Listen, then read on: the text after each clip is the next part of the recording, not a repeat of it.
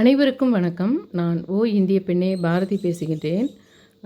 வருகின்ற 17ஆம் தேதி சங்கடஹர சதுர்த்தி இருக்கு. அது எப்பவுமே நம்முடைய இந்துக்களால் நம்ம எல்லாருமே முக்கியமா பார்ப்போம். பொங்கல்னாலும் பார்ப்போம், தீபாவளின்னா, கிருத்திகை, அமாவாசை, ஏகாதசி, சங்கடஹர சதுர்த்தி இது மாதிரி விஷயங்கள்லாம் எப்பவுமே நிறைய பேரால் ஃபாலோ பண்ணுற விஷயமா அது இருக்குது. அதுக்கான ஒரு விஷயத்தையும் சொல்லிடுறேன். அதே சமயத்தில் இதுவரைக்கும் பிரபஞ்சமாக எனக்கோட தொடர்பு கொண்ட அந்த சித்தர்களில் மாதம் மாதம் வரும்போது ரொம்ப முக்கியமான அவர்களுக்குரிய நாளான அதுலேயும் சில நட்சத்திரங்களில் 2 சித்தர்கள் வராங்க. அதில் அதே நட்சத்திரத்தில் ஒருத்தர் ஜீவசமாதி ஆயிருப்பார், இல்லை அது அவர் பிறந்த நட்சத்திரமாக இருக்கும். இப்போ 2 பேரையுமே நம்ம அதை நினைக்கும்போது அதுக்கு அதிக சக்தி இருக்குது அப்படின்ற விஷயத்த நான் பார்த்தேன். அதுக்கு முன்னாடியெல்லாம் ஒருத்தர் தான் இருப்பாங்க. இப்போ சமீப காலமாக தான் என்ன விஷயம்னா, அந்த சுவாதி நட்சத்திரத்தில் தான் வந்து மானுசாமிகள் வந்து ஜீவசமாதி ஆகிறார். ஆனால் கிருபானந்த வாரியாருடைய பிறந்த நட்சத்திரம் வந்து சுவாதி. ஆனால் கிருபானந்த வாரியாருடைய இந்த நட்சத்திரம் வந்து ஜீவசமாதி நட்சத்திரம் வந்து ஆயில்யம். ஆனால் ஆயில்ய நட்சத்திரம் அன்றைக்கி தான் எனக்கும் அவருக்கும் கிருபானந்த வாரியார்னாவே எப்பவுமே இந்த விவேக் சினி ஆக்டர் விவேக் சொல்கிறேன், அவங்கெல்லாம் அவர் மாதிரியே பேசி அந்த மிமிக்ரி பண்ணுறது, அதனால் எனக்கு அதை பற்றி ஒரு இது இல்லாமல் இருந்துச்சு. அருணகிரிநாதர் இப்போது சமீபத்து காலத்தில் வந்து எனக்கு ரொம்ப அருணகிரிநாதர், பாம்பன் குமரகுருதாசர் அப்படியெல்லாம் பேசுகிற ஆள், கிருபானந்த வாரியார்னாவே அந்த பேசுகிறத நிறைய பேர் மிமிக்ரி பண்ணி இது பண்ணுறதுனால அவர் ஒரு சித்தர், அவர் மகா சக்தி வாய்ந்தவர், அருணகிரிநாதர் மாதிரி ஒரு ஒரு முக்கியமான ஒரு சித்தர் அவர். ஆனால் குடும்ப வாழ்க்கையை மேற்கொண்டு அதன் மூலமாக அப்போ குடும்ப வாழ்க்கைகள் இருந்தவங்களாம் கிடையாதா? உண்மையிலே சொல்ல போனால் அருணகிரிநாதர் கூட தப்பே செஞ்சவர். இது மனைவி இருக்கும்போதே பயங்கரமான தப்பு செஞ்சவர். ஆனால் ஏதோ ஒரு விஷயம் அவங்களுக்குள்ளே இருந்திருக்குது. நம்ம நினைப்போம், நம்ம ஃபேமிலிக்குள்ளேயே கூட நம்மளுக்கு எப்போவுமே நினைப்போம், இவ்வளோ பெரிய தப்பெல்லாம் பண்ணிட்டு பின்னாடி அவங்களுக்கு எங்கே கடவுள் அனுகிரகம் பண்ண போகிறாங்க அப்படின்னு நினச்சி நம்ம விட்டுருவோம் எப்போவுமே. அதுக்காக தான் நம்ம இந்த மாதிரி சித்தர்களெல்லாம் தெரிஞ்சுக்கிறது ரொம்ப முக்கியம் அப்படின்றது நான் மெயினாக இவருக்கு சொல்லியிருக்கேன். அருணகிரிநாதருக்கு யாரெல்லாம் வந்து எதனா ஒன்று ட்ரக் அடிக்ட்டோ, இல்லைனா ஒரு சிகரெட்டோ, இல்லைனா ஒரு ஏதோ ஒரு விஷயம் ஆன்லைன் அடிக்ட்டு கூட, உனக்கு கேம் அடிக்ட் கூட, எந்த ஒரு விஷயமா இருந்தாலும் அடிக்ஷன் ஆனவங்க அருணகிரிநாதர் கும்பலாம். ஏன்னா அவர் அந்த மாதிரி தான் ஒரு கெட்ட பெயரோடு பெண்களிடம் இதுவாக இருந்து அவருக்கு போய் முருகர் காட்சி அளிக்கிற ஒரு விஷயம் நடந்திருக்குது உங்களுக்கு. அப்போ என்ன அர்த்தம்னா, அவர் ஏதோ ஒரு கர்மா பயங்கரமான கெட்ட பெயர் எடுக்கணுன்றது எந்த ஜென்மத்திலையோ யாராலையும் சபிக்கப்பட்டிருக்கலாம். இல்லைன்னா சிவன் சொல்கிறாரு, சபிச்சா அந்த சபிக்கிறத அவங்களாவே ரிமூவ் பண்ண தான் உண்டு. இல்லைன்னா அது ரிமூவ் பண்ணவே முடியாது. அதுக்கு ஒரு பிறவி எடுத்து அவங்க கொடுத்த சாபத்தெல்லாம் அனுபவிச்சுட்டு போகிற மாதிரி தான் ஆகும்.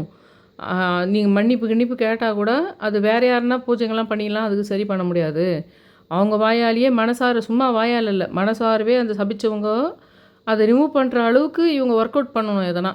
அப்போ அவங்க மனசாலேயே அதை வந்து ரிமூவ் பண்ணணும் அப்படின்னு சிவன் சொல்கிறார். அவர் ஒரு காரணத்துக்கு இந்த 9 நவசக்திகளுக்கு வந்து கர்ப்பிணியாகவே நீ இருந்தணும்னு சபிச்சிட்றப்போ பல வருஷமாக அவங்க வந்து கர்ப்பிணியாகவே இருப்பாங்க. உடம்பெல்லாம் தோலெல்லாம் இதாகிட்டு பபுளாக வந்துடும். அப்போ ரொம்ப வந்து அவங்க கெஞ்சுவாங்க, இந்த சாபத்துலேருந்து இது பண்ணணும்னு சிவன்கிட்டலாம் போய் கேட்பாங்க. அந்த மாதிரி இதே மகாபாரதத்தில் விஷ்ணு கண்ணன் என்ன சொல்கிறாருன்னா, பீஷ்மரை நோக்கி, பீஷ்மரே நான் உன்னை இந்த சமயம் கொல்ல தான் போகிறேன், ஏன்னா இது நீ இந்த ஒரு உன்னுடைய பக்கம் சில பாவங்கள் இருக்குது, அதனால் நீ போய் தான் ஆகணும். எத்தனை சாபங்கள் தோஷங்கள் இருந்தாலும் அந்த கொடுத்த சாபத்தை மாற்றி அமைக்கிற சக்தி எனக்கு இருக்குது அப்படின்றார் கண்ணன். அப்போது மகாபாரத போரில் இவரை பீஷ்மரை பார்த்து கண்ணன் வந்து, நான் உன்னை இப்போது கொல்ல போகிறேன், உனக்கு எத்தனையோ நீ இப்போ பதிலுக்கு எனக்கு சாபம் விட்ருக்கலாம், இல்லை உனக்கு மற்றவங்க வேறு யாருனா சாபம் விட்ருக்கலாம், எதுவான. ஆனால் உலகத்தில் சாபத்தையே ரிமூவ் பண்ண முடியாதுன்னு தானே ஒன்று இருக்குது. ஆனால் நான் நினச்சினானா அந்த சாபத்தை ரிமூவ் பண்ணவும் முடியும். சாபங்கள் இதுங்க எல்லாத்தையுமே என்னால் வந்து போகணுன்னா பஸ்மாக முடியும், இல்லைன்னா இல்லாத சாபத்தை கொண்டு வர்றது எதுனாலும் என்னால் பண்ண முடியும் அப்படின்னு விஷ்ணு சொல்கிறார். அதனால் நான் என்ன சொல்கிறேன்னா, லைஃப்பில் நிறைய பேருக்கு தொடர்ந்து வந்து இருக்கும், அவங்களுக்கு நல்லதே நடக்கிறதுக்கு வாய்ப்பு இல்லைப்பா. அவங்களுக்கு அவங்க வீட்டில் எப்போவுமே வந்து ஒரு நல்லது நடக்கிறதுக்கு வாய்ப்பு இல்லை, ஏதோ ஒரு தோஷம் இருக்குது அவங்க வீட்டுக்கு. அப்படி இல்லைன்னா அவெல்லாம் ஒன்றும் தேரமாட்டான், அவன் வந்து அப்படி தான் அப்படின்ற மாதிரி ஒரு மைண்ட் செட் எல்லாருக்கும் வந்துச்சுன்னு வச்சுக்கோங்களேன். சொந்த அவங்க ரொம்ப அப்பாவோ அம்மாவோ தாத்தாவோ பாட்டியோ ரொம்ப அவங்களுக்கு நெருக்கமானவர்களே மனைவியோ கணவனோ மகன்களோ பசங்களோ கூட தன் அப்பா அம்மா அவ்வளோதான், நம்ம அப்பா அம்மா இவ்வளோதான் அப்படின்ற மாதிரி ஆகுது பார்த்தீங்களா? ஆனால் நீங்கள் இந்த கடவுள்களையும் சித்தர்களையும் வணங்கும்போது என்ன ஆகுதுன்னா, அவர்கள் அதை எடுக்கிற ஒரு சிச்சுவேஷன் அமையுது. அதை மாற்றி அமைக்கின்ற ஒரு விஷயம் நடக்குது. ஆனா, இன்னைக்கு இருக்கிற உலகத்தில வந்து நீங்க என்னாதான் சொல்லிக் குடுத்தா கூட, உங்க வீட்டு பிள்ளைகளாக இருக்கட்டும், அந்த கடவுள் பக்தியோ அந்த மாரி வந்து ஒரு கடவுள் பக்தின்றதே அந்த மனசுல ஒருநிலைப்படுத்தி தனக்கு வேணுன்ற விஷயத்த கேட்கணும். இது கூடவே மகாபாரத, ராமாயண கதைகள் வந்து நெறிமுறைகள சொல்லுது. ஏன் அந்த கதைகள்லாம் நமக்கு தெரிஞ்சுக்கணும்னா, சிலதெல்லாம் இப்படி பண்ணா தான் தர்மம். நீ ஒரு விஷயம் கையில கிடைக்கணுன்றதுக்காக எவ்வளோ தப்பானா பண்ணிட்டு, அடுத்தவன போட்டு சாய்ச்சிட்டு உன் கையில வர்றதெல்லாம் வெற்றி கிடையாது. யாரையும் நோகடிக்காம நீ அந்த வெற்றிய பெறணும். நீ அண்டர் கிரவுண்ட் வேலை பண்ணி அந்த வெற்றி பெறக்கூடாது. அந்த வெற்றி உனக்கு கைய விட்டு போறது மட்டும் நடக்காது. உன்னை அதுக்கப்புறம் வச்சு செய்யும் அது. அப்படின்ற மாரி விஷயங்கள புரிஞ்சுக்கிறதுக்கு தான், அதை அப்படியே புராண கதைகள்ல வந்து அது சுவாரஸ்யத்துக்காக சில விஷயம் சேர்க்கப்பட்டதோ தவிர, உண்மை கதைகள எக்ஸாம்பிளுக்கு தான் நம்மளுக்கு எல்லாமே சொல்றாங்க. அப்போ நீங்க நம்பிக்கை விடாமல் இருப்பதற்கு இத வணங்குறது சொல்றது, வருங்கால சந்ததிகள் வந்து கும்புறதா இருந்தா கூட சாமிய எப்படி கும்பிடுறாங்கன்னா, நாளன்னைக்கே நான் வந்து ஒரு பெரிய காஸ்ட்லி பொருள் வாங்கணும்னோ, இல்ல நாளன்னைக்கே ஒரு சூப்பர் வேலை கிடைக்கணும்னோ நெனைக்கிறது. அப்பா, அம்மா கும்பிட சொன்னாங்கன்னு கும்பிட்றது. அதுக்காண்டி கிடைக்கலன்னா, அது கிடைக்கலல்ல, அதனால நான் கும்பிட மாட்டேன்னே சொல்றது. அப்படி தான் அவங்களுடைய ஆன்மீக சிச்சுவேஷன் இருக்குது. வேற வழியே இல்ல. அதனால நான் என்ன சொல்றேன்னா, இன்னும் ஒரு 4 தலைமுறைக்கு சேர்த்து, நீங்களே கும்பிட்டு வச்சுருங்க. யாரெல்லாம் இப்போ என் வீடியோவ பார்க்குறீங்களோ, அதெல்லாம் இன்னொரு 4 தலைமுறைக்கு சேர்த்து, நீங்க சொன்னா கூட அவங்க கேட்க போறதில்ல.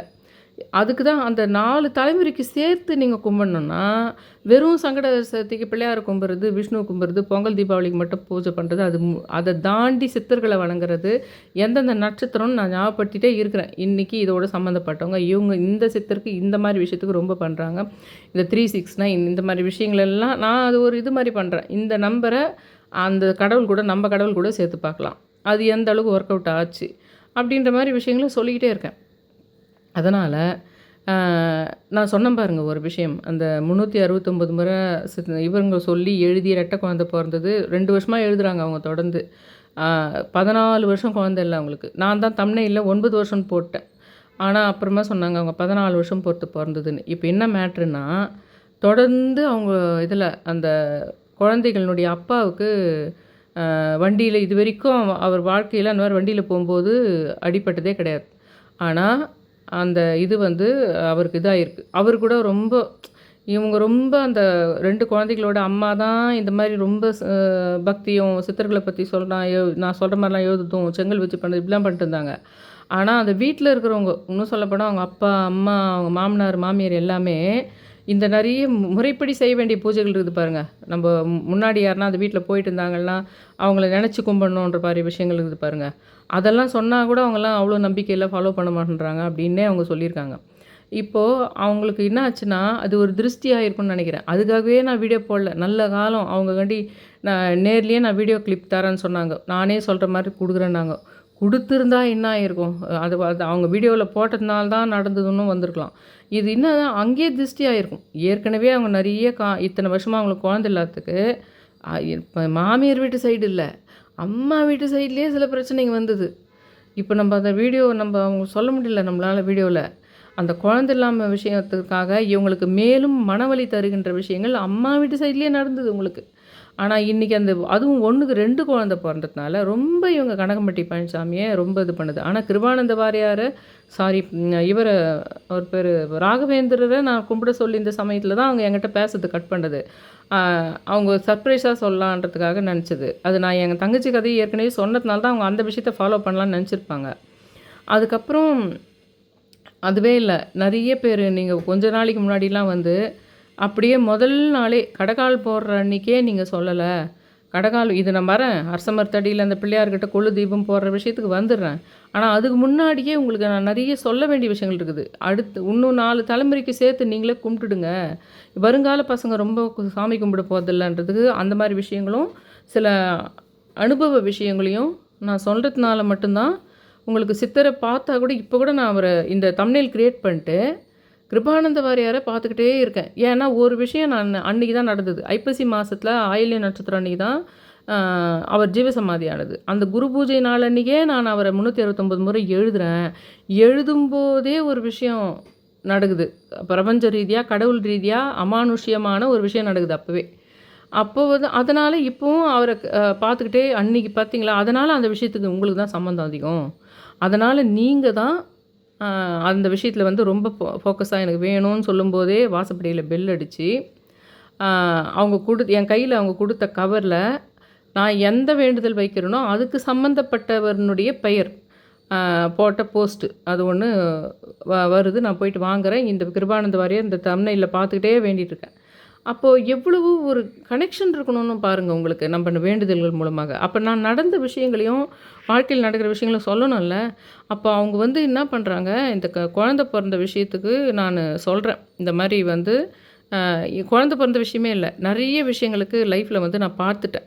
முதல்லையே ஒரு விஷயம், கேம்பஸ் செலெக்ஷனில் எங்கள் பையன் வந்து செலக்ட் ஆனான். ஆனால் எல்லார்கிட்டேயும் சொல்கிறது தான் ஒரு பெருமையாக இருந்தது ஒரு பீரியடில். சரி, நான் வந்து சொல்லிட்டேன், எல்லாருக்கிட்டேயுமே சொல்லிட்டேன். ஆனால் என்ன ஆச்சுன்னா, அதுக்கு பின்னாடி ஐடி ஃபீல்டு நான் வந்து எனக்கு நானே நான் ப்ரூவ் பண்ணிக்கிட்டு தான் நான் போனேன் அதில். நான் வந்து அதில் அந்த இன்டர்வியூவில் நான் வின் பண்ணணுன்றதுக்கு தான் நான் அதை அட்டன் பண்ணணும் தவிர, எனக்கு ஐடி பிடிச்சிருந்தா நான் ஏன் கம்ப்யூட்டர் சயின்ஸ் சேர்ந்துருப்பேன்? அதிலெல்லாம் போயிருப்பேன் நான் அந்த கோர்ஸே அதுக்காக சேரலையே. அவங்க கொடுக்குறாங்க கேம்பஸில், நான் என்னை நிரூபிக்கிறதுக்காக தான் நான் போனேன் அப்படின்னு சொல்லிட்டு சொன்னது. ஆனால் அதுக்கு முன்னாடி கூட நான் பார்த்துருக்கேன், ஒரு விஷயத்தை வெளியில் நான் சொன்னால் அந்த விஷயம் நிறைவு பெறுவதே கிடையாது, நடக்கிறதே கிடையாது. அதாவது அந்த அளவுக்கு எதிர்ப்பான ஆட்கள் எனக்கு இருக்காங்கன்னு அர்த்தம். எல்லாருக்கும் நடக்காது. சில பேர் சொல்லுவாங்க, நாங்கள் எல்லாத்தையும் உங்ககிட்டலாம் சொல்லிட்டு தானே பண்ணுறோம் அப்படின்னு சொன்னால், நம்மளுக்கு அந்த அளவுக்கு இல்லை அவங்க மேலே. அவங்க வெற்றியே நம்ம கொண்டாடுறோம். ஆனால் நமக்கு அந்த அளவுக்கு பயங்கர வன்மமான கொடூரமான இது இல்லை நமக்கு. அதனால் அவங்க நம்மக்கிட்ட சொன்னாலும் நடக்குது அது. அது சொன்னால் அவங்க புரிஞ்சுக்க போகிறாங்களா? இல்லை. அவங்களுக்கே கூட தெரியும், உண்மையிலே நம்ம ஒரு ஸ்டெப் மேலே வச்சா அவங்க மனசு எவ்வளோ பதைக்குதுன்ற விஷயம் அது அவங்களுக்கே தெரியும். அந்த மாதிரி நான் ஒரு ரகசியமாக வைக்கிறதுனால மட்டும்தான் நடக்குதுன்ற விஷயத்தெல்லாம் சிலது பார்த்தேன். அதுக்கப்புறம் இது என்ன காமெடின்னா, அந்த மாதிரி ரகசியமாக வச்சுன்ற விஷயங்கள்லாம் நிறைய நான் ஃபாலோ பண்ண ஆரம்பித்த பின்னாடி, அது நடந்த ஆரம்பித்த பின்னாடி சிலர் என்னுடைய உறவினர்கள்லேயே அவங்களும் ஃபாலோ பண்ண ஆரம்பித்தாங்க அந்த மேட்ரை. அப்புறம் அதாவது கொஞ்சம் சில பேருக்கு மட்டும் இப்படி பண்ணால் தான் சரியாக வருமா, மெயினாக குழந்தை பிறக்கிற விஷயத்தில். அதாவது வந்து 3வது மாதமே ரொம்ப ரொம்ப க்ளோஸாக இருக்கிறவங்களுக்கு சொல்லிடுறாங்கல்ல குழந்தை பிறக்க போகுதுன்னு. அதை விட்டுட்டு சிலர் வந்து 8வது மாதம் 9வது மாதம் வளைகாப்புக்கு தான் சொல்கிறதுன்றது ஒரு விஷயம். அப்புறம் இன்னும் 2 பேர் என்ன மாதிரியே பிறந்த பின்னாடி தான் சொல்கிறதுன்ற ஒரு விஷயம். இந்த மாதிரி பண்ணுறது. அதுக்கப்புறம் ஒரு வேலை கிடைக்கிற விஷயமா இருக்கட்டும், ஒரு வீடு கூட இன்னும் சொல்லப்போனால் வீடு கூட ஒருத்தர் ரொம்ப கட்டியே முடித்த பின்னாடி தான் தன்னுடைய உடன் பிறந்தவர்களுக்கோ அல்லது உடன் பிறந்தவனுடைய கணவர்களுக்கோ தெரியப்படுத்துதுன்ற மாதிரி நிறைய என்னுடைய அம்மா வீட்டு சைடினுடைய, அதாவது பாட்டி வீட்டு சைட்லலாம் கூட உங்களுக்கு நடந்த விஷயங்கள் எல்லாமே. ஏன்னா அது வேறு மாதிரி பிரச்சனைகள் வந்து, அது திருஷ்டின்றது மட்டும் இல்லை, அது எந்த இது வந்து சம சொத்துன்றதுனால என்ன ஆகுதுன்னா, அது எந்த இடத்தை விற்று நீ வந்து அதை பண்ணன்ற மாதிரி இது வரும். அது எப்படி எங்களுடைய ஒப்புதல் இல்லாமல் நீ அதை பண்ணலான்னு வரும். அந்த மாதிரி விஷயங்களுக்கும் சரி, வேறு திருஷ்டி ஆகும்ன்ற மாதிரி விஷயத்துக்கும் சரி, முடிச்சுட்டு பண்ணுறதுன்றது ஒரு விஷயம் இருக்குது. அதே மாதிரி வீடு சும்மா வாங்க போகிறோம், இல்லை வாடகை வீடு போகிறோம் அப்படின்னா கூட, அந்த வீடே வந்து செலக்ட் ஆயிடுச்சு அப்படின்னு சொல்லிட்டு பின்னாடி அதுக்கப்புறம் விட்டுட்டு இன்னொரு வீடு போயிருப்பாங்க. அந்த வீடு அமைஞ்சிட்ட பின்னாடி, நாங்கள் இந்த வீடெல்லாம் பார்த்தோம், அந்த வீடெல்லாம் பார்த்தோம் அப்படின்னு அப்போ தான் சொல்லுவாங்க அதெல்லாம். அந்த வீடும் எங்களுக்கு வேணான்னு முடிவு பண்ணிட்டோம், அங்கே தான் ஃபிக்ஸ் பண்ணோம், இங்கே தான் ஃபிக்ஸ் பண்ணணும்னு சொல்லுவாங்க. ஆனால் அதே கொஞ்ச நாள் எப்படின்னா, அதெல்லாம் பார்த்து கைவிட்டு போன விஷயத்த கூட என்கிட்ட சொல்லாமையே எப்படி நீங்களே அதை ஃபாலோ பண்ணியிருக்கலாம் அப்படின்னு ஜென்ம பகையாக அவங்கக்கிட்ட பேசத்தையே விட்டுற அளவுக்கு, அது எப்படி நீ என்கிட்ட முதல்ல சொல்லாமல் போயிருக்கலான்ற அளவுக்கு. நான் சொல்கிறது ஒரே குடும்பத்தில் இருக்கின்ற ரொம்ப ரத்த பந்தம் நெருங்கிய உறவுகளில் அந்த விஷயத்தை என்கிட்ட சொல்லாமையே நீ இத்தனை நாள் வீடு பார்த்துட்டு இருந்தியா, வீடு வாங்கிறதுக்கே பார்த்துருக்கியா, 4 வீடு பார்த்துட்டு 5வது வீடு பார்த்து ஃபிக்ஸ் பண்ண பின்னாடி தான் நீ என்கிட்ட சொல்கிறியா, அப்படின்னா நான் உங்கள்கிட்ட பேச மாட்டேன்ற அளவுக்கு போகுது. அந்த மாதிரி விஷயங்கள்லாம் இன்றைக்கி ஒரு சித்தர்களை வணங்கிறது கூட இந்த விஷயங்களெல்லாம் உங்கள் வீட்டில் இருக்குது, இந்த விஷயங்கள்லாம் உங்கள் வீட்டில் நடக்குது. அப்போ வந்து என்ன பண்ணோன்னா, அவங்க கோச்சிக்கிறாங்களேன்றதுக்காக சொல்கிறதுன்றது நல்லது கிடையாது. அவங்க ரொம்ப ஆக்ரோஷம் பண்ணுறாங்களே அப்படின்றதுக்காக சில பேர் என்ன பண்ணுவாங்க, ஹஸ்பண்ட் அண்ட் ஒய்ஃபே 2 பேர் இருக்காங்கன்னு வச்சுக்கங்களேன். அதில் வந்து ஹஸ்பண்டுக்கு வந்து அம்மாவையோ தங்கச்சிக்கிட்டேயோ சொல்லாமல் பண்ணிட்டோம்னா அவங்க ஜென்ம பகையாக நம்மளை பார்த்துருவாங்கன்றதுக்கு சொல்லிவிடலான்னு நினைப்பாங்க அவங்க. ஆனால் அது சொன்னால் நடக்காதுன்ற விஷயம் ஒய்ஃபுக்கு தெரியும். ஆனால் இதில் இந்த மாதிரி ஹஸ்பண்ட் அண்ட் ஒய்ஃப்குள்ளேயே கூட நடக்கும் நிறைய சமயத்தில் வந்து. ஒருத்தர் தான் சூட்சுமமாக இருப்பாங்க அதில், ஒருத்தர் சூட்சுமம் இல்லாமல் இருப்பாங்க. சூட்சுமம் இல்லாமல் இருக்கிறதுக்கு காரணம் என்னன்னா, அந்த மாதிரி பண்ணிட்டா அந்த சம்மந்தப்பட்டவர்கள் ரொம்ப ஆக்ரோஷம் பண்ணுறாங்கன்றதுக்கு அதை ஃபேஸ் பண்ண முடியாதே, அதை சொல்லியே சொல்லிடலான்னு நினைப்பாங்க. ஆனால் அதை சொன்னால் நடக்கவே நடக்காதுன்ற சூட்சுமம் ஞானம் சில பேருக்கு தான் இருக்கும். அந்த மாதிரி வந்து உங்கள் வீட்டில் இருக்கிறவங்க ஞானிங்களா இருங்க. உங்ககிட்ட நீங்கள் அவங்களால தான் சாப்பாடே சாப்பிட்ருப்பீங்க. நீங்கள் அவங்க தான் உங்கள் அப்பாவுக்கே வாழ்வு கொடுத்துருக்கலாம். அவங்க தான் உங்கள் பையனுக்கே வாழ்வு கொடுத்துருக்கலாம். இல்லை அவங்க தான் உங்களுக்கு உயிர் போகிற சமயத்தில் காப்பாற்றிருக்கலாம். ஆனாலும் அவங்களுக்கு உங்கள் மேலே ரொம்ப ஒன்றும் வெல்விஷர் கிடையாது. ஆனாலும் அவங்களுக்கு வந்து நீங்கள் வெற்றி பெறத்தில் விருப்பம் கிடையாதுன்றது ஏதோ ஒரு புள்ளியில் நீங்கள் கண்டுபிடித்திருக்கின்றீர்கள் என்றால் அவங்களுக்கு சொல்லணுன்ற அவசியம் இல்லை. இந்த பயத்துங்களை மனசில் வச்சுக்காதீங்க. ஐயோ அன்றைக்கி அவங்க தானே பண்ணாங்க, அவங்க தானே நம்மளுடைய முக்கியமான ஆள், நம்ம அப்பாவுக்கே வாழ்வு கொடுத்தவங்க அவங்க தானே, நம்ம தங்கச்சிக்கே வாழ்வு கொடுத்தவங்க அவங்க தானே அப்படின்ற பயத்தினால அவங்க நம்மளுக்கு மேலே வெல்விஷராக இல்லையான்றது தான் முக்கியம். அவங்க ஏதோ ஒரு காரணத்துக்கு பண்ணாங்க அத்தை, உங்கள் மேலே நல்ல எண்ணத்தில் பண்ணல அந்த நல்ல விஷயத்தெல்லாம். அவங்க வேறு ஒரு காரணத்துக்காக செஞ்சாங்க அதெல்லாம். அதனால் அந்த விஷயத்தை அவங்கக்கிட்ட சொன்னால் அது நடக்க போகிறதில்ல. ஏன்னா மனதளவில் ஒரு விஷயம் இருந்ததுன்னா அது சாபத்துக்கு சமம். மனதளவில் ஒரு எண்ணம் வந்து அதை ஒரு பாசிட்டிவ் வைப்ரேஷன் இல்லைன்னா, அவங்களை பற்றி ஒரு ஆசீர்வாதம், நம்மளை பற்றி ஒரு ஆசீர்வாதம் இல்லைன்னா அந்த விஷயம் நிச்சயமாக அது வாய் விட்டு சபிக்கணும்னு அவசியம் கிடையாது. அதனால் அதை நீ அவங்கக்கிட்ட சொன்னாதான் நல்லதுன்றது பயப்பட வேண்டிய அவசியம் கிடையாது. அப்படின்ற மாதிரி நான் நிறைய பேசுனதை அவங்க கேட்டதுனால்தான் அவங்க என்ன பண்ணாங்க, என்கிட்ட நான் விஷயத்த சொன்ன என்கிட்டயே எனக்கு ரொம்ப சந்தோஷம். நான் சொன்ன அந்த ஸ்டெப்பை என்கிட்டயே ஃபாலோ பண்ணாங்க பார்த்தியா. ஏன்னா அவங்க நிறைய பேர்கிட்ட ஃபாலோ பண்ணியிருப்பாங்க அத்தை, என்கிட்ட மட்டும் பண்ணியிருக்க மாட்டாங்க. சரி எல்லார்கிட்டையும் பண்ணியிருக்கலாம், எனக்கு போய் நீ சொல்லாமல் இருந்தியா அப்படின்னு நான் பேச மாட்டேன். எனக்கு என்னுடைய உறவினர்களில் கூட நிறைய பேர் என்கிட்ட சொல்லாமல் எதனா பண்ணட்டுமே, நான் கவலையே பட மாட்டேன். நான் அந்த விஷயத்தை தானே சொல்கிறேன், நான் சொல்கிற விஷயத்தை தானே அவங்க பண்ணுறாங்க. அப்புறம் நான் வந்து என்கிட்ட மட்டும் நீ சொல்லியிருக்கலான்னு சொல்லவே மாட்டேன் நான் நிச்சயமாக. ஏன்னா அது வந்து அதுதான் உண்மை, அதுதான் ஞானம்ன்றது நான் தானே சொல்கிறேன் அதை. அதனால் அவங்க என்ன பண்ணியிருக்காங்க, என்கிட்டயே வந்து சர்ப்ரைஸாக சொல்லலான்னு நினச்சிருக்காங்க. அதே சமயத்தில் என்கிட்ட மட்டும் இது பண்ணியிருக்க மாட்டாங்க, இன்னும் ரொம்ப முக்கியமானவங்கிட்டலாம் கூட சொல்லாமல் தான் இருந்திருப்பாங்க அவங்க.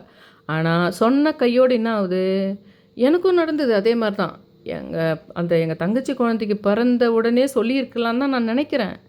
ஆனால் என்ன ஆகுதுன்னா, அந்த மூச்சு திணறல்ன்றது வந்து ரொம்ப எக்ஸ்ட்ரீம் விஷயம் அது. எனக்கு எவ்வளோ ஸ்டாண்டு பாருங்கள், நான் தனித்து நிற்கணும். மாதம் செக்கப்புக்கு போகும்போது கூட போகணும், ஸ்கேன் பண்ணும்போது நான் தான் போவேன், எல்லாத்துக்கும் பண்ணுவேன்.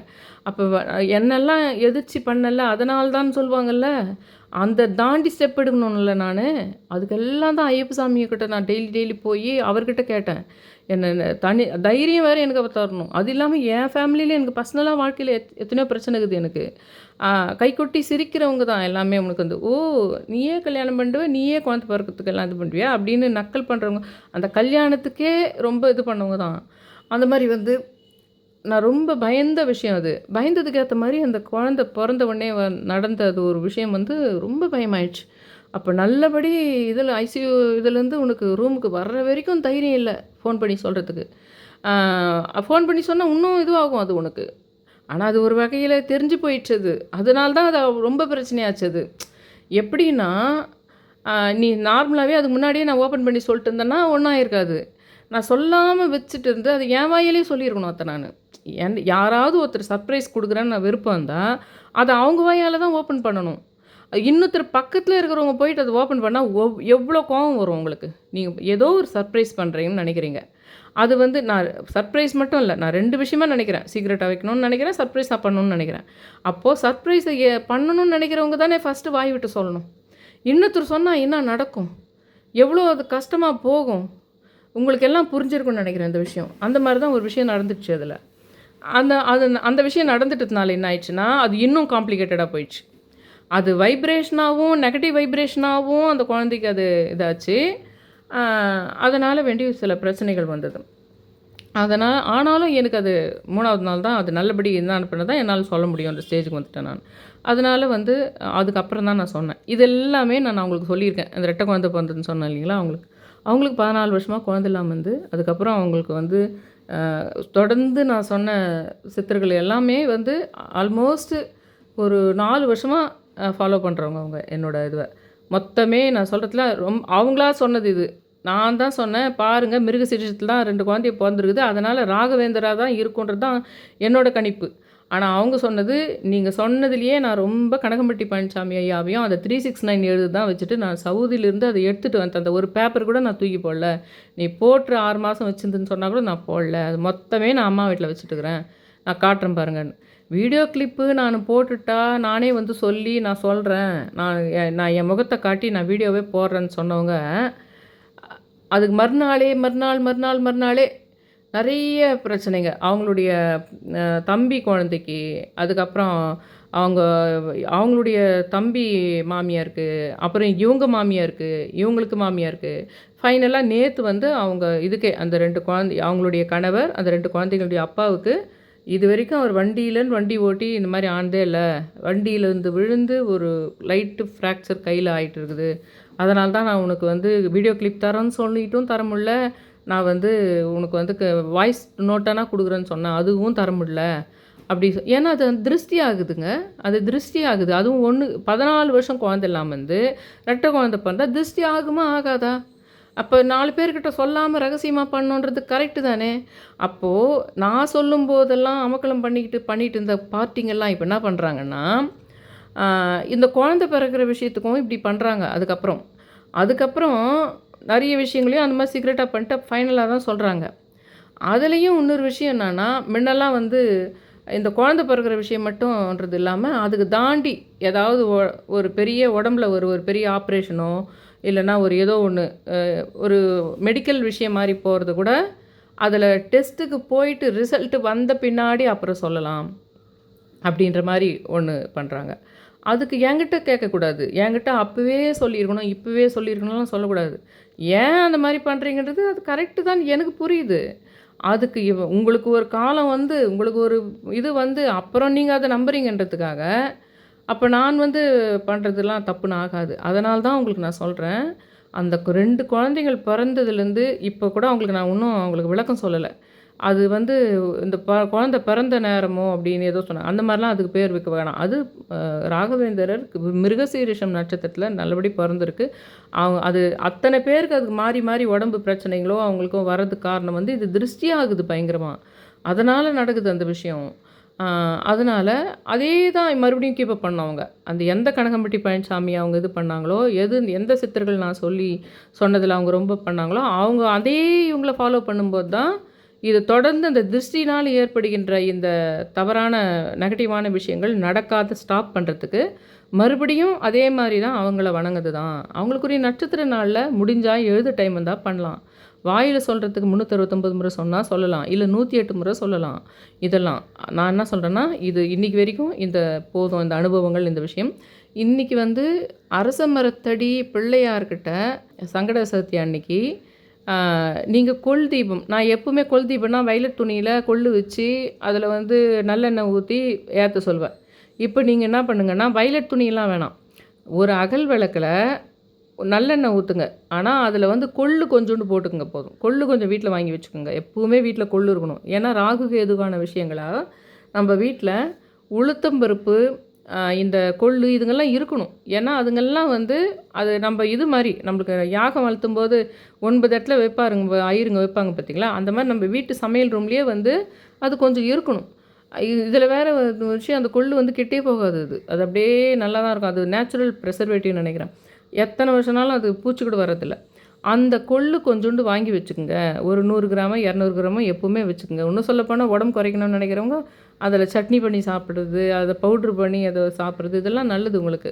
ஒரு சட்னியிலே இல்லை மற்ற சட்னிகள்லேயே சும்மா 4 ஒரு அரை ஸ்பூனு வதக்கிட்டு அரைக்கும்போது மற்ற எல்லா சட்னியிலையுமே சும்மா ஒரு 4 போட்டு பண்ணிடலாம். அதை உடம்புக்கு போட்டோன்னு அந்த மாதிரி அந்த கொள்ளு அந்த கேதுவுக்குரிய விஷயமாக இருக்கின்ற கணித பஞ்சாங்கம் விஷயம் நல்லாவே எஃபெக்டிவாக தெரியும். நிறைய பேர் இந்த வருஷமே அது கிடையாது, அடுத்த வருஷம் தான். ஆனால் நீங்கள் நல்லாவே உணர்றது அந்த திருக்கணித பஞ்சாங்கத்தலாம். வாக்கிய பஞ்சாங்கத்தில் சில விஷயங்கள் மாறும், ஆனால் திருக்கணித பஞ்சாங்கத்தில் மாறுறது உணரவே செய்யும். அதனால் வேண்டி அது சனி 7 சனி இருக்கிறவனுக்கு தான் சனி பிரச்சனையானா அப்படி கிடையாது. அது மாறும்போது எல்லாருக்குமே ஒவ்வொரு பொசிஷனில் ஒன்று ஒன்று பண்ணும். நான் சொல்கிறது மூட்டை மாதிரி கட்டி போட சொல்ல, ஒரு மூட்டை மாதிரி கட்டி போட சொல்ல. நீங்கள் ஒரு திரி போட்டு ஒரு நல்லெண்ணெய் தீபம் ஏற்றுறீங்க இல்லைங்களா, அதில் கொஞ்சம் கொள்ளு போட்டுருங்க, அவ்வளோதான். அதுவும் மெயினாக அரசமருத்தடி பிள்ளையார்கிட்ட போட்டுட்டு 7 முறை வலம் வாங்க.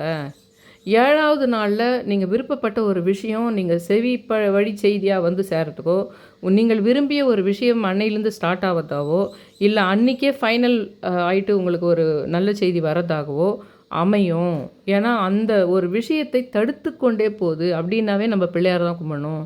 அப்போ அந்த விஷயத்தில் இருக்கிற தடையை நீக்குவதால் என்ன ஆகுதுன்னா, அந்த விஷயம் வந்து நம்மிடம் வந்து சேர்ந்து விட்டதுக்கு சனிக்கு உடைய இது உங்களுக்கு போனோன்னா அதுக்கு பிள்ளையார் தான். அது இப்போ தான் நான் ஞாபகம் வந்தது எனக்கு, அது திங்கக்கிழமை அப்படி சொல்லிவிட்டு அன்றைக்கி நீங்கள் அந்த கொள்ளு தீபம் போட்டுருங்க. செவ்வாய்க்கிழமை வந்து சுவாதி நட்சத்திரம், அன்றைக்கி வந்து கிருபானந்த வாரியார் பிறந்த நட்சத்திரம், மானுசாமிகள் ஜீவசமாதியான நட்சத்திரம். மானுசாமிகளுக்கு என்றைக்குமே நம்ம பசங்க இன்றைக்கி படிச்சுட்டு இருந்தால் கூட ஒரு தூரம் இல்லை, யாரோ ஒருத்தர் ஹஸ்பண்டோ ஒய்ஃபோ வெளியூர்லையோ தூரவோ ஒரு தூரம் இருக்கின்ற ஒரு விஷயத்தை நமக்கு பண்ணுற விஷயம், அதே சமயத்தில் ஒரு கரண்ட்டு எலக்ட்ரானிக்கல் விஷயங்கள், அந்த மாதிரி நெருப்பு சக்தியே உனக்கு வேறு மாதிரி பார்க்கலாம் மானுசாமிகள்கிட்ட.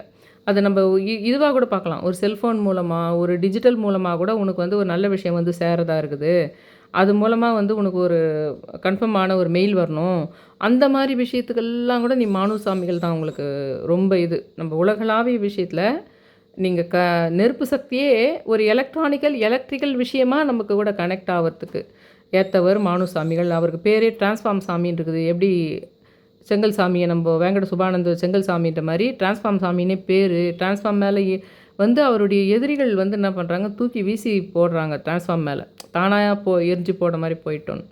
அப்படியே அழகாக நெருப்பு படப்படான்னு டிரான்ஸ்ஃபார்ம் வெடிச்சிருது, ஆனால் அவர் அழகாக வந்து இறங்கி தொப்புன்னு வந்து கீழே வந்து இதாகிடுறாரு, விழுந்துடுறாரு. அவருக்கு உயிர் ஒன்றும் ஆகலை. அதே மாதிரி ஓடுகின்ற ட்ரெயினை வந்து அப்படியே நிறுத்தின ஒரு விஷயம் அவர் பண்ணியிருக்காரு. கிருபானந்த வாரியார் வந்து மிகுந்த நீங்கள் அவர் ஒரு தாத்தா மாதிரி பார்க்கணும். அவர் ஃபேஸ் பார்த்தாலே நீங்கள் தெரிஞ்சுக்கலாம். உங்களுக்கு அன்போடு உங்களுக்கு எதனா வேணும்னா கேட்குற மாதிரி அவர்கிட்ட ரொம்ப பெரிய விஷயத்த கூட அவர்கிட்ட அவர் முகத்தை பார்த்து கொண்டே அவர் ஃபோட்டோ எதனா நீங்கள் இதில் கூட நெட்டில் கூட எடுத்து வச்சுக்கிட்டு அவர் முகத்தை பார்த்து கொண்டே உங்கள் விருப்பத்தை, அது வேலையோ கல்யாணமோ குழந்தையோ எந்த விஷயத்தையும் ஒரு தாத்தா கிட்ட கேட்குற மாதிரி ரொம்ப அன்பாக கேளுங்க. முருகர்கிட்ட கொஞ்சம் சொல்லி இது கொஞ்சம் செஞ்சு கொடுங்க அப்படி கேளுங்க, விதவிதமாக கேளுங்க அப்படின்னு நான் சொல்கிறேன். அன்றைக்கே தான் அதுவும் செவ்வாய்க்கிழமை, அதுலேயும் செவ்வாய்க்கிழமை வருது பாருங்கள். செவ்வாய்க்கிழமைக்கும் முருகருக்கும் அந்த கிருபானந்த வாரியார் சம்மந்தப்பட்ட ஒரு நாளாக இருக்குது. புதன்கிழமை வந்து விசாக நட்சத்திரம். விசாக நட்சத்திரம்னா நிறைய பேர் இருக்காங்க, ஆனால் ஒட்டன்சத்திர ராமசாமி சித்தர் அவர் வந்து 500 வருஷம்லாம் இல்லை, அது நிறைய பேர் அப்படி போடுறாங்க, 500 வருஷம் வாழ்ந்து வரணும் இல்லை. அவருடைய ஆத்மா வந்து அடுத்த நிலைமைக்கு போய்டும்ல, குழந்தையா பிறகுதோ இல்லை வேறு முக்தி அடைத்தோ நடக்கும் இல்லைங்களா. அந்த விஷயம் இல்லாமல் அவருடைய ஆத்மா வந்து 500 வருஷங்களுக்கு இருக்குது. அப்படி பார்த்தா இன்னும் வந்து ஒரு கால்குலேஷன் ஒன்று பண்ணி பார்க்கும்போது, அவர் போகிறதுக்கு முன்னாடியும் வந்து கால்குலேஷன் பண்ணது என்னன்னா, இன்னும் கூட ஒரு 250 வருஷங்கள் வந்து அவருடைய ஆத்மா இருக்கும், மொத்தம் 500 வருஷம். அதில் அவர் சரீர இதோடு இருந்தது அது வரைக்கும் அப்படின்னு சொல்லிட்டு அவரை பற்றி, அவர் வந்து சக்தி வாய்ந்த சித்தர். அவரும் ஒட்டன் சித்தர் ராமசாமி சித்தர் வந்து எத்தனையோ அது எனக்கு வந்து சில விஷயங்களை நடத்தி காட்டியவர் அவர். ஒரு அற்புதமாக அது என்ன ஒரு இது விஷயம்னா, ராம என்ற பெயரிலேயே அந்த கனெக்ஷன் வந்தது. அந்த ராம என்ற பெயரில் இருப்பதே வந்தது. அதே மாதிரி அவர் எப்படி தொப்பி ஒரு இஸ்லாமியர்கிட்டேருந்து வாங்கி போட்டுக்கிட்ட மாதிரி ஒரு இஸ்லாமியர் எனக்கு தெரிய வந்தது. அந்த இஸ்லாமியர் முகமே ஒட்டன் சித்தர் ராமசாமி சித்தர் மாதிரி இருந்தது. அந்த மாதிரி வந்து அந்த ராம என்ற பெயர், அப்புறம் அந்த அவர் முகம் தோற்றம் இருக்கின்ற ஒரு இஸ்லாமியருடைய இது, அதுக்கு சம்பந்தமான நிகழ்ச்சிகள் சில நடந்தது. அதுக்கு சம்பந்தமான அற்புதமான சில விஷயங்கள். நீ இந்த ரூட்டில் போகிறது கிடையாது, அந்த ரூட்டில் தான் போகிற. அதனால் ராமன்ற பெயர் இருக்கிறவங்க என்னென்ன பண்ணுவாங்க, அந்த ரூட்டுக்கு வாங்க, அந்த பக்கம் வந்து நில்லுங்கன்னு கூட்டின்னு போயிடுவாங்க. இந்த மாதிரி ஒரு தொடர்ந்து நடந்தது. அவரை நான் என்னைக்கு கும்பிட்டனோ அன்னையிலேருந்து நடத்துது அது. போரூர் சிதம்பர சித்தர் எப்படின்னா, இவரும் கிருபானந்த வாரியாரும் போரூர் சிதம்பர சித்தரும் ஒரே நாளில் தான் எனக்கு கனெக்ட் ஆனாங்க. ஒரே நாள் தான் கனெக்ட் ஆனாங்க அவங்க. போரூர் சிதம்பர சித்தரும் அவரும். அந்த மாதிரி வந்து போரூர் சிதம்பர சித்தரும் மதுரை மீனாட்சி சொல்லி இங்கே போயிட்டு இதில் இது பண்ணது எப்படி வந்து திருச்செந்தூரோ அந்த மாதிரி இந்த அசுரர்களில் ஒருத்தரை வான்வெளியில் சண்டை போட்டார் முருகர். அந்த இடம்தான் அந்த போரூர் கந்தசாமி கோயில். அந்த கந்தசாமி கோயிலை வந்து அமிழ்ந்து போயிருந்த அந்த இடத்த வந்து அந்த இடத்த மேலே தூக்கி மறுபடியும் நீ வந்து கட்டணும். ஏன்னா திருச்செந்தூர் மாதிரி அது முக்கியமான ஒரு இடம். அந்த முருகர் போரிட்டு வெற்றி பெற்ற அசுரர்களை இது பண்ண இடம். அதை நீ மணலில் புதஞ்சு போயிருக்குது அப்படின்னு மதுரை மீனாட்சி அம்மா வந்து இவருக்கு சொல்லி இவர் அந்த போரூர் கந்தசாமி கோயிலை இது பண்ணி கட்டினது. ஆனால் அவர் விசாக நட்சத்திரம் அன்றைக்கி தான் இவர் போயிட்டு அந்த முருகனுடைய சிலையிலேயே அப்படியே வந்து ஐக்கியமாயிடுறாரு சிதம்பர சித்தர்.